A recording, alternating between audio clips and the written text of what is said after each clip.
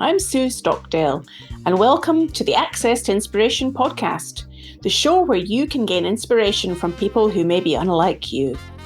We hope their stories and insights enable you to transcend your day-to-day challenges and reflect on what you are capable of achieving. We also love hearing from you about the impact that these podcasts have on the way you approach life. So do hop on over to Facebook or Twitter and connect with us there.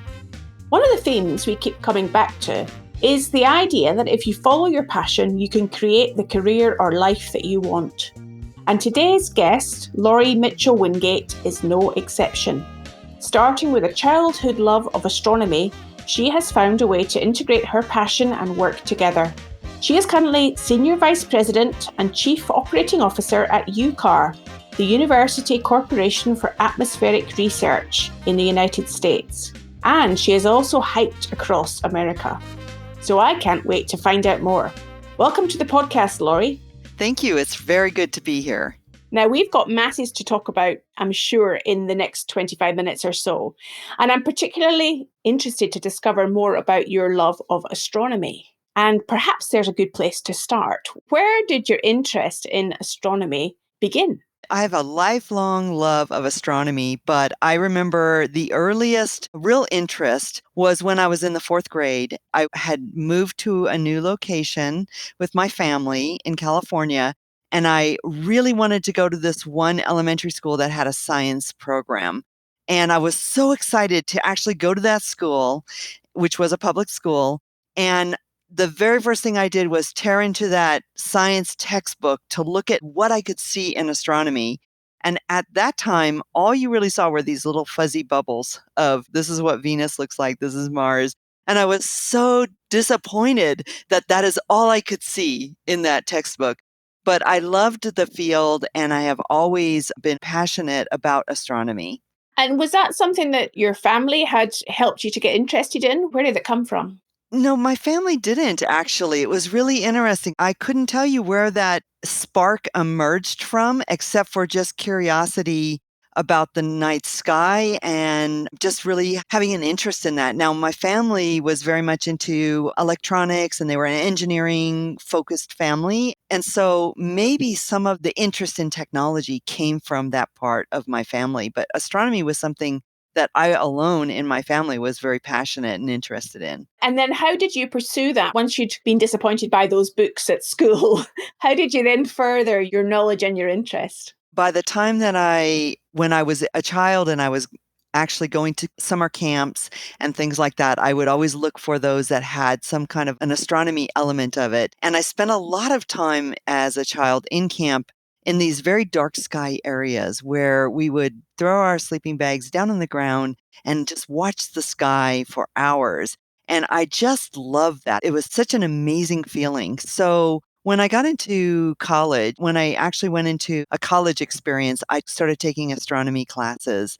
And that really sparked my interest even more. So I was very fascinated with it and had the opportunity to observe with telescopes and read more about it and learn more about it. And from there, I just went into reading. So reading became my passion around this. Cosmology and physics and everything that makes up the universe became something that I was really passionate and interested about. And when you look up at the night sky, Lory, what is it that's going through your mind? Wow. So many things. The questions that come from that, such as if the universe is expanding, what is it expanding into? One of the most fascinating moments in time for me was when the Hubble telescope focused its attention on the darkest part of the sky for a brief period of time. And what came back out of that observation were just thousands of galaxies. That was a pinnacle moment for me. I printed off that picture off the internet and I had it in front of me all the time because it was so powerful to say, I can't even see that, and yet it's there. I have to say that even as recent as this month, I have invested in a new telescope. I mean, this has been a lifelong passion for me. And I'm preparing to go out into the dark skies and take some astrophotography. So it's never left me. It's just a passion. It's wonderful to hear you speak with so much enthusiasm. And you're reminding me of a previous podcast guest that we had, JD Bartow, who's an astronaut. And he talked about that emotion he felt looking down at Earth from space for the first time. And I kind of get a sense that almost you're displaying that same sense of emotion looking up at space from Earth. That's right. I love to read astronaut versions. They write books about what their experiences have been like. And I remember one particularly poignant statement from one astronaut who said that when he turned his view away from the Earth into outer space, into the space, it felt so uncomfortable. And he immediately wanted to return his gaze to Earth because it's such an unknown and it's such a darkness. There's so much out there that you don't know. It's a very powerful emotion that it evokes when you look into outer space and when you look out into the sky. And how did you take that interest then into making it part of your career? Was that a conscious choice or did it just evolve over time? It's interesting. It actually just evolved. Everything in my life sort of meshed into one moment in time. So I was in an engineering family. I helped the family business by soldering and developing antennas and receivers, which was a part of what our family business was about. And then I went into policy research, and then I went into aerospace and project management. And then I found myself in the National Radio Astronomy Observatory. And it was like my passion around electronics and astronomy and radios and receivers all kind of meshed together in this one opportunity. It was very powerful. I remember the day that I had just finished a backpack because I love to go out in nature. And I had taken some friends to the Very Large Array in New Mexico. And I was standing in the visitor center of that huge radio astronomy observatory. And I said, why can't I work at a place like this? Why is it that I can't bring my knowledge and experience to bear? And it was within a year I had been offered a job there. And it was the perfect combination. It just led me right there. Wow, it's amazing when you perhaps put that request out into the universe and somehow it came back. That's right. That's right. I found that having that vision of where you want to go and what you want to do and stating it out loud and just aligning yourself to move in that direction, they're very powerful. It really helps you change your life and move in a whole different direction. So, across the course of my career, I have worked in at least 4 different industries. And that intent and that desire is absolutely something that you need to put out there. So these things don't just happen by chance. As you say, you're setting your sights on what you hope that you will be able to accomplish in terms of your career. I also understand, Lory, at the beginning of your studies, that you were particularly interested in the arts and creativity. And I'm wondering how that's played a role in your career as well. So the arts are absolutely essential to me. And so when I was a child, I really loved drawing. I loved drawing and actually wanted to go into a field of art, but I was sort of dissuaded around that because of, well, you may not actually make a living. It may be very difficult to make a living in that field. What I did was I looked at how I could use my creativity in different fields. And one of those fields was project management, where I actually learned that you can be highly creative in a structured environment. And that was something that I had never considered before. I thought art was very unstructured and everything else was structured, engineering, for example. But when I started to understand that you could be highly creative in a discipline such as research or science, it opened up a whole new world for me. And have you got any examples of how you did that, how you applied that creativity in those disciplines? In project management, for example, and systems engineering, 2 of the fields that I'm really embedded in and that are part of my everyday experience, I really researched very deep research about what was in those disciplines that actually make them work very well, what makes them work, and what is very useful for us. And then I meshed them together in a unique way that I called complex systems methodology. And that meshing those 2 together, it was obvious that those 2 were very complementary, but finding a way, a creative way to think about it with very different perspective actually allowed me to be creative in an area where it was very structured. It's lovely to hear that for people that perhaps don't have that view of how they can apply their strengths in other worlds, in other environments, that you can be creative anywhere, even within a structure.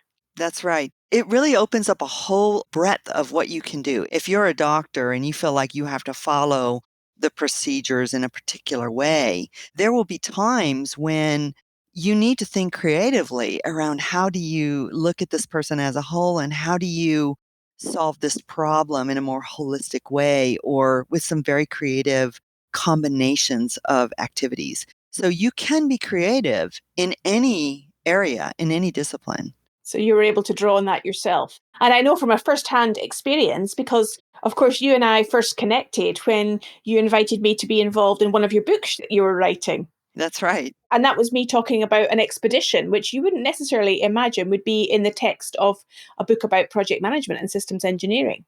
My approach was to look at project management and systems engineering within very different experiences to try to tease out how those experiences were enabled or even made better based on the structure. So it is quite a unique thing to have within that type of textbook.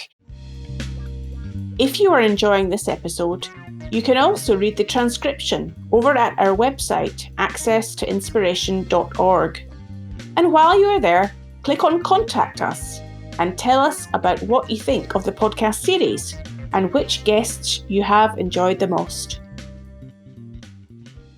I think that brings us nicely on to this subject of expeditions and adventure, of which you've also got first-hand experience, Lory.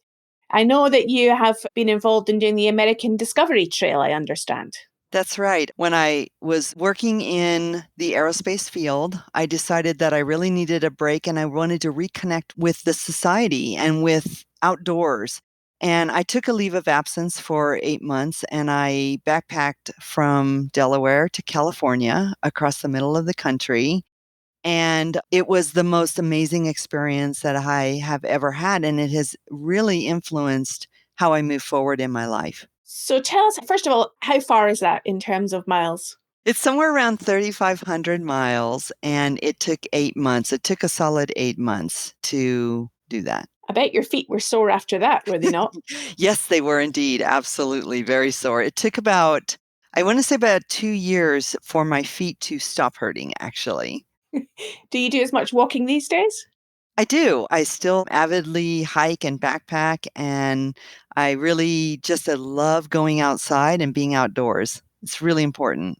So there's me, got this romantic notion of you backpacking across America, looking up at the stars and the galaxies above you and with those dark skies and having a whale of a time. I'm sure it wasn't quite like that all the time. Tell us a little bit more about what the reality of that mega expedition involved. It's really interesting that you tied it back to astronomy because I want to tell you about my very favorite day. But I will say the reality is quite different. Being outdoors and every day, being exposed to the elements. I mean, you have in your mind this vision that it's always beautiful and sunny and or clear. And in reality, it's either raining and cold or raining and hot or sunny and hot, way too hot. There's a whole range. And you often don't think about that. And you also don't think about the dangers that you put yourself in when you're in that situation, walking in certain areas. But my favorite night, I had gotten up at 2 a.m. to walk through a part of Kansas, and it happened to be at the same time there was a meteor shower, and it was a beautiful, clear, crystal clear night. And so I was walking with a red headlamp on just to keep my night vision. And there was a storm off in the distance, and I could see lightning along the horizon. And I looked up, and there's this Milky Way galaxy just spread across the sky with all of these asteroids, all of this meteor shower happening around me. And it felt like I was flying in space. It was dark in front of me, and here I was like walking through space. And it was so magical. I just stopped, put my backpack on the ground, and sat there and just watched the show till the sun started coming up. But it was so incredible. It was so amazing. Yeah, it just sounds like it must have been such a unique experience. How did that expedition, that trail, and that experience shape your life from then on? Because I'm imagining it probably was quite a life-changing experience. It was absolutely a life-changing experience. As a matter of fact, I had been on a leave of absence and I went back and I told my boss at the time that I really probably wasn't going to come back. I really needed to do something else, that I had really enjoyed touching and experiencing the people. The people made a huge, profound impact on me. They were so giving and so caring, and I really wanted to do something else. And ironically, that is when I was recruited for the National Radio Astronomy Observatory job. And when I told my current boss at that time that I was leaving for that job, he just said, well, that's just like such a perfect job for you. I can't actually say anything but keep in touch, and be in touch with me. So it did profoundly impact how I wanted to approach the world and to really make a difference. Making a difference, I think, to most people in their daily lives is really important and powerful, and something that everyone really kind of strives to make a difference in the world. And so that did really light a fire under me to live my life more purposefully that way. And how do you do that now then, Lory? How do you make a difference? I had been with NRAO for 10 years, and I had just the benefit of being there for long enough to establish myself, and I was allowed to be very innovative on what I wanted to do. And I created a program that was called the National and International Non-Traditional Exchange Program, and it was a mentoring program meant to teach sustainable skills in electronics and engineering to individuals that were predominantly not in areas where they had those opportunities. And I would take individuals who'd never had exposure to that, and I would teach them hands-on how to build a kit to do radio astronomy and how to observe with that kit. So they were doing astronomy. I was teaching them skills that would last their lifetime. It was just a lovely program. And it's still going on to this day. And I am still in contact with many of the people that have gone through that. I actually taught that program in many different places, including South Africa and Australia. So, talking about how to mesh project management with engineering sustainable skills. And that mentoring program continues to go on. I have 11 active mentees right now that I am mentoring still. That's amazing. So you really are making a difference every day. I feel like if I can lift someone else up to achieve things that they never thought possible, that is the best thing in the whole world I could ever do. That is truly something that is just a very powerful thing. When I see someone achieve something based on what they've learned and what they've been able to strive for, it's just incredible. I completely share that perspective with you, Lory. So how did you move on from there to UCAR, where you are now? What's different about your role now, and how does that add to your interest in astronomy? Yeah, great. Thank you.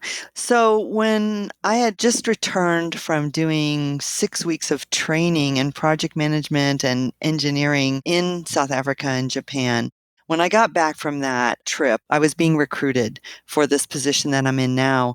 And I was speaking to the CEO of the company I was at NRAO, and I said, what do you think about me taking this other opportunity? I'm kind of ready to do the next step in my career. And I've always had a very respectful, open relationship with all of my previous bosses so that they always know if something's on the horizon and they can't get caught off guard. And he was extremely supportive, and he said, this really is a really great next step for you. What appealed to me in this position was it was about Earth system science. And there is one part of the organization is the Mauna Loa Solar Observatory. And so there was a component of astronomy. There was a component of Earth system science, modeling and computing, which I really love, and field campaigns and really putting instruments out there, instrumentation. All of these elements, I thought this is a really good fit for me for the next step in my career because I can help advance science in very powerful ways for individual humans, where astronomy is nice from a visualization and a vision kind of perspective. You look at the sky and you wonder, but you look at the earth and you know that you can make a difference. You know that you have it in your power to change the earth in a positive way. And that appealed to me. So I did move over to this position to do that. Many things that are happening atmospherically in the world these days is at the forefront of many people's minds. I guess part of what I think your role is about the communication of the advances that are happening and being that conduit. What do you think helps in that communication process for people to engage with the science and the research that's being done and for them to take on board what it actually means for them in a digestible fashion? Part of our mission, you're right, is communicate, educate, convey information to ensure that the outcomes of the science are well distributed and well known, and that we're actually educating and training the next generation of scientists so that they can take on the work and do even better work, more work. It is so important to communicate these. And what I'm seeing as very essential is that we connect to people in ways that it makes a difference in their lives. And so one of our mission elements is to take our research and operationalize it to make a difference in people's lives. So one of the ways that we do that, for example, have to do around life and death from storms.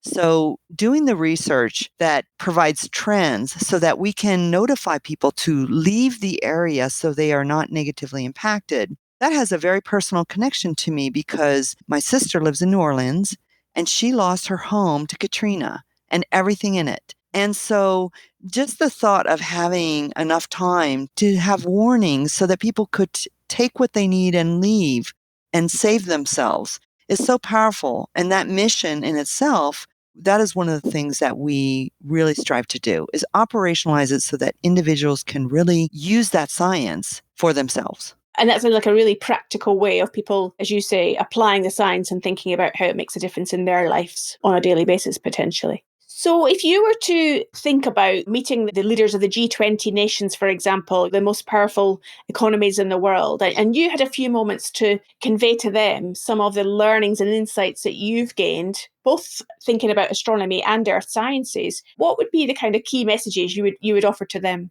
I think one of the most profound is that we must think of our Earth as a system, and we must think of our solar system as part of that Earth system.